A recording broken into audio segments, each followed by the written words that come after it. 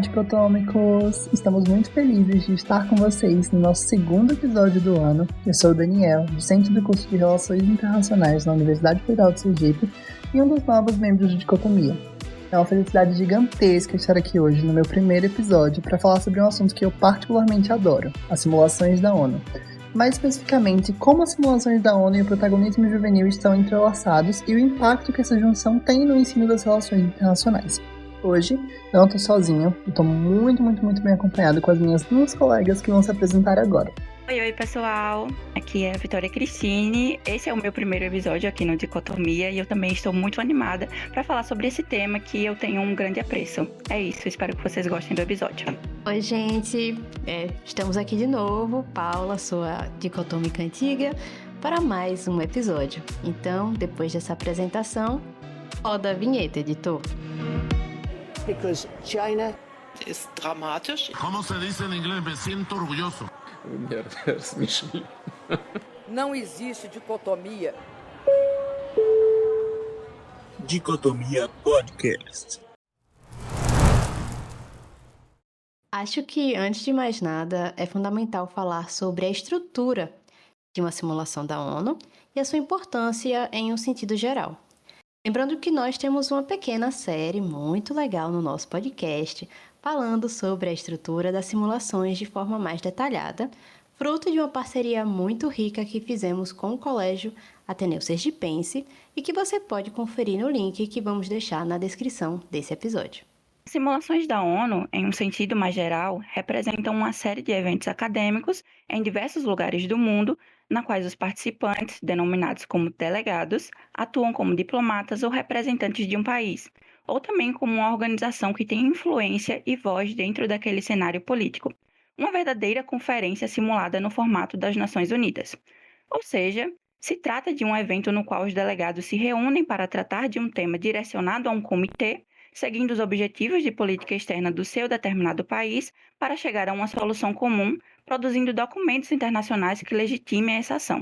Pessoal, em muitos casos, a simulação ela conta com uma cobertura midiática realizada por meio dos agentes de comunicação e o debate ele é mediado por mesas e staff.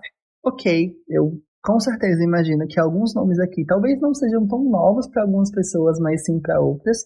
Então, nós vamos dar uma pincelada geral em cada um desses nomes e conceitos. Os delegados são os representantes de um país presente e destinados ao debate, responsáveis por expressar os interesses e posicionamentos do país ou organização que eles representam.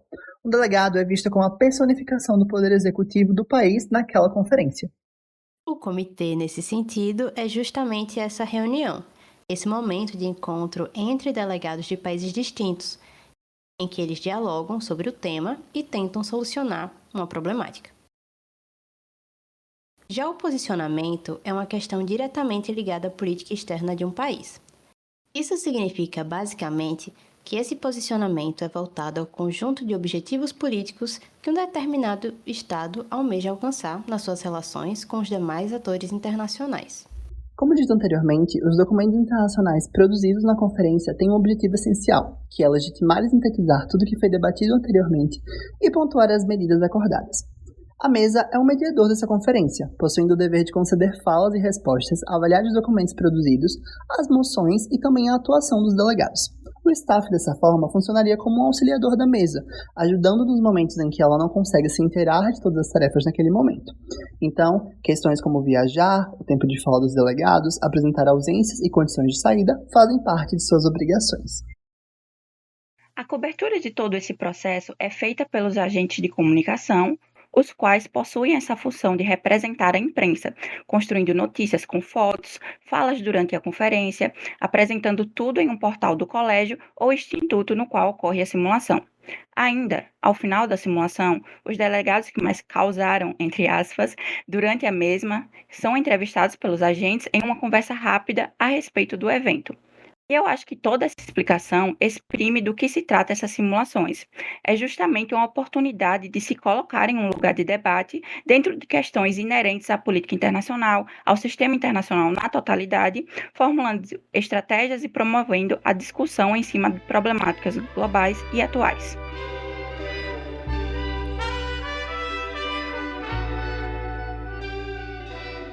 Bom, pessoal, Tendo em vista a explicação sobre o funcionamento das simulações, nós achamos interessante falar um pouco sobre os efeitos positivos que essa atividade traz para aqueles que participam. Como explicado no início desse episódio, as simulações demandam autonomia e engajamento, sendo necessária uma preparação prévia para que haja uma boa performance durante os debates. Por conta disso, essa atividade desempenha um papel crucial no desenvolvimento de habilidades importantes em um ambiente controlado, por meio de regras e procedimentos a serem seguidos. As simulações seguem um pouco a lógica do aprender fazendo. São necessárias habilidades relacionadas à comunicação, resolução de conflitos e principalmente o trabalho em equipe para resolver a problemática proposta. E qual seria a maneira mais eficaz de aprimorar essas habilidades se não colocá-las em prática? Outro ponto importante a levarmos em consideração é a oportunidade do experienciar, mesmo que de maneira informal e sem consequências reais, o modo como as decisões e discussões são feitas no cenário internacional por diplomatas e líderes mundiais. Este exercício produz um maior entendimento sobre problemas a nível global e como, por meio dessas negociações, chega-se a um acordo entre as partes envolvidas. O diferencial das simulações é que você dificilmente irá escolher o país que irá representar, e por isso pode acabar se debruçando sobre questões que dificilmente estariam sobre o seu radar. É um exercício que coloca as pessoas em lugar de vulnerabilidade, podendo experimentar as dificuldades que as nações menos favorecidas sentem ao se depararem com estados que detêm maior poder e tendem a ser menos cooperativos. Além disso, é esperado que a representação de um país tenha um conhecimento avançado sobre os ideais defendidos pelo governo acerca do tema debatido. Por isso, cada representante se torna quase um especialista, com muitas aspas, é claro, sobre o assunto e sobre as atitudes esperadas pela delegação. Esse aspecto da simulação auxilia bastante na preparação para uma cidadania ativa e com maior protagonismo. Ao se debruçar tanto sobre um tema, é esperado que o indivíduo aprenda sobre questões importantes e como fazer a diferença na sua comunidade. É bem provável que muitos de vocês que nos acompanham agora já tenham passado por momentos em que estudaram tanto para um trabalho ou para uma apresentação e ainda se lembram bem do assunto até hoje. A mesma lógica se aplica quando falamos sobre simulações, já que conhecimentos adquiridos na preparação para um determinado debate podem ser utilizados em simulações futuras ou em outras ocasiões. Gente, conhecimento nunca é demais.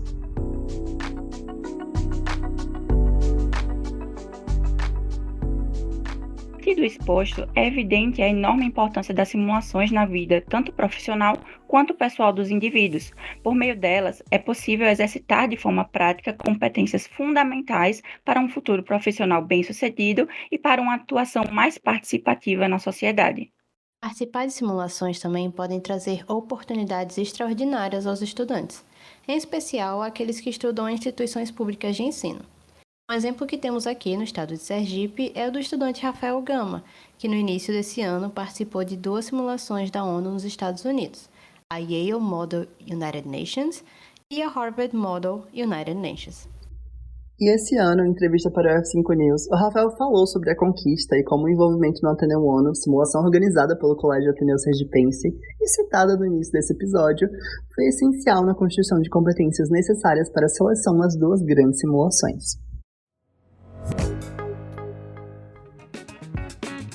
Olá, ouvintes do Dicotomia. Me desculpem por chegar assim atrapalhando o episódio. Me chamo Anne e faço parte da equipe da Dicotomias Expressas. Você conhece? A Dicotomias Expressas é a newsletter mensal aqui do Dicotomia. Nela, fazemos um balanço das notícias que se destacaram durante o mês, mantendo os leitores bem informados. Além disso, a revista conta com um espaço para colunas de opinião e você, ouvinte, pode mandar o seu texto sobre o que quiser para ser publicado, respeitando os direitos humanos, claro. Também deixamos algumas indicações para você ler, ouvir ou assistir. Para assinar é muito fácil e grátis. Só assinar o link que está na descrição do episódio ou procurar em nossas redes sociais. É isso. Aqueles que ainda não sabem, grande parte da equipe do Dicotomia é formada por estudantes e graduados em Relações Internacionais na Universidade Federal de Sergipe. Por isso, vamos falar um pouco sobre como as simulações estão presentes no nosso curso e como elas se relacionam com as relações internacionais. No curso de RI da UFES, temos 2 disciplinas dedicadas à simulação: Laboratório de Simulação Negocial 1 e Laboratório de Simulação Negocial 2, ambas chamadas carinhosamente de LabSim 1 e LabSim 2.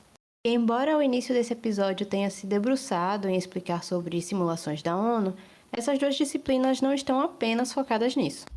As disciplinas, que são ministradas pela professora Flávia de Ávila, têm como objetivo explicar aos alunos questões referentes a negociações bilaterais e multilaterais, analisar aspectos relativos à mediação e resolução de conflitos, bem como teorias de negociação. Os aspectos teóricos são colocados em prática por meio de simulações realizadas com os alunos, inicialmente bilaterais e em seguida multilaterais. Os conhecimentos aprendidos são importantes para um profissional de RI, mesmo que ele não pretenda seguir a carreira diplomática. É interessante vivenciar diferentes políticas e estratégias entre atores internacionais. Ter uma boa comunicação e saber solucionar conflitos são aspectos essenciais para se desenvolver de forma satisfatória na profissão e também na vida de forma geral. E ainda falando sobre simulações diferentes da ONU, no ano passado, a UFES realizou uma edição da SUEB, a simulação da União Europeia no Brasil, em que alguns integrantes de Dicotomia, o Dicotomia está sempre lá, gente, por favor, estamos em todos os lugares. Com o auxílio da professora Flávia de Ávila e do professor Rodrigo Albuquerque, organizaram o evento na universidade. Esta simulação é promovida pela Embaixada da União Europeia no Brasil e os indivíduos atuam enquanto delegação representante dos 27 países do bloco para solucionar uma problemática em questão. A SUEB segue um sistema diferente da ONU, mas com o mesmo objetivo final de se chegar a um acordo.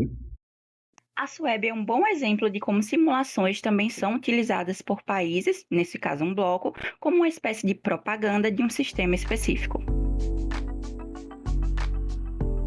Agora, depois desse breve apanhado geral, pedimos que Raquel Fontes, ex-graduanda de Relações Internacionais na UFES, ex-monitora de Labicin e atual mestranda de Políticas Públicas na University of Texas, falasse um pouco sobre a experiência dela com simulações.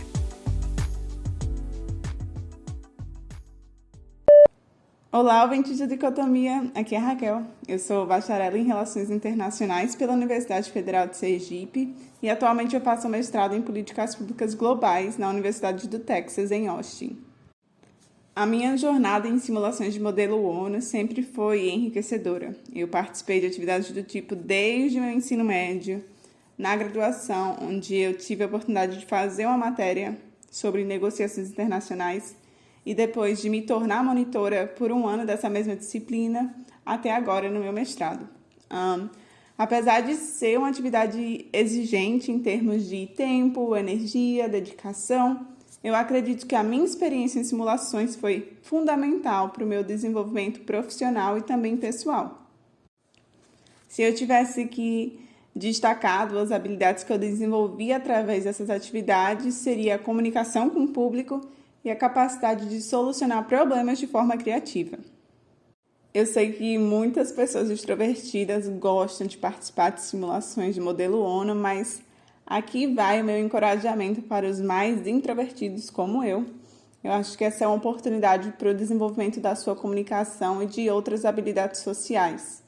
As simulações oferecem um ambiente seguro em que, basicamente, você está interpretando um papel de uma outra pessoa, de um outro país, o que torna muito mais fácil esse processo de distanciamento das suas próprias expectativas ou das expectativas alheias. Acho que isso te ajuda, a ter mais confiança na hora de conversar com outras pessoas e de, no final das contas, saber como defender o seu ponto de vista.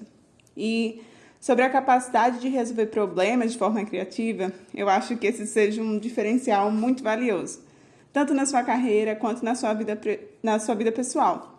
As simulações te proporcionam desafios que, basicamente, estão estimulando essa habilidade de pensar sobre outras soluções fora da caixa e que, basicamente, nos ajudam a enfrentar questões mais complexas do nosso dia a dia, no nosso trabalho, na faculdade, com ideias realmente muito inovadoras ou talvez com ideias que não seriam comuns para você, mas que, após passar por essas experiências, se tornam comuns, Acho que, levando em conta essas questões, eu super recomendo a participação em uma simulação se você tem curiosidade, seja em programas presenciais ou online. Você sempre vai sair das simulações com uma bagagem muito importante. Eu já participei de simulações em português, em inglês, em espanhol, e elas sempre foram muito enriquecedoras. Além disso, eu acho que para quem busca oportunidades internacionais, as simulações oferecem uma plataforma muito singular, de exposição global. Acho que muitos programas ao redor do mundo concedem bolsas de estudos, então eu sei que essa questão de a barreira financeira impacta muitas pessoas, me impactou muito, mas eu tive a oportunidade de conquistar algumas bolsas de estudo e participar de algumas simulações. Então, essa oportunidade basicamente dá uma experiência multicultural muito enriquecedora e que, como eu já mencionei várias vezes aqui, te ajuda na sua vida pessoal, na sua vida acadêmica e profissional. Eu acho que vale dar uma pesquisada. E pessoal, eu queria muito destacar aqui que eu tenho um carinho imensurável pelas simulações da ONU. Foram a partir delas que eu descobri relações internacionais e, posteriormente, acabei entrando no curso na Universidade Federal de Sergipe, nossa querida UFES. E, nossa, eu descobri as simulações da ONU no meu primeiro ano do ensino médio, na verdade. Foi uma simulação que eu participei durante a pandemia e foi uma experiência muito única. Eu passei a me interessar muito mais por diplomacia, por política externa e entender alguns panoramas do direito internacional. Então, foi algo inédito para mim e mudou completamente a minha vida. Eu sou muito grato pelas simulações da ONU, sou muito grato por ter participado delas, por ter descoberto esse tipo de debate e, hoje em dia, né, por estar em relações internacionais na UFES. E é isso, pessoal. Como vocês puderam ver, as simulações da ONU são um universo dentro dos estudos das relações internacionais e uma forma de pôr em prática aquilo que tanto debatemos em sala de aula. Por isso, caso você tenha a oportunidade de participar de alguma negociação, não só nos modelos da ONU, nós do Dicotomia aconselhamos fortemente que você faça parte. Além do certificado com horas extras, quem não quer, né? Você poderá entrar em contato com novas pessoas e desenvolver habilidades que antes você poderia nem ao menos imaginar.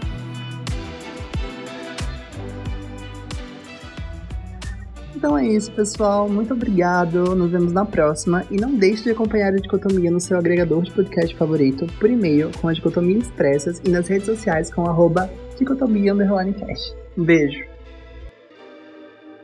Obrigada, gente. Até o próximo episódio. Tchau, pessoal!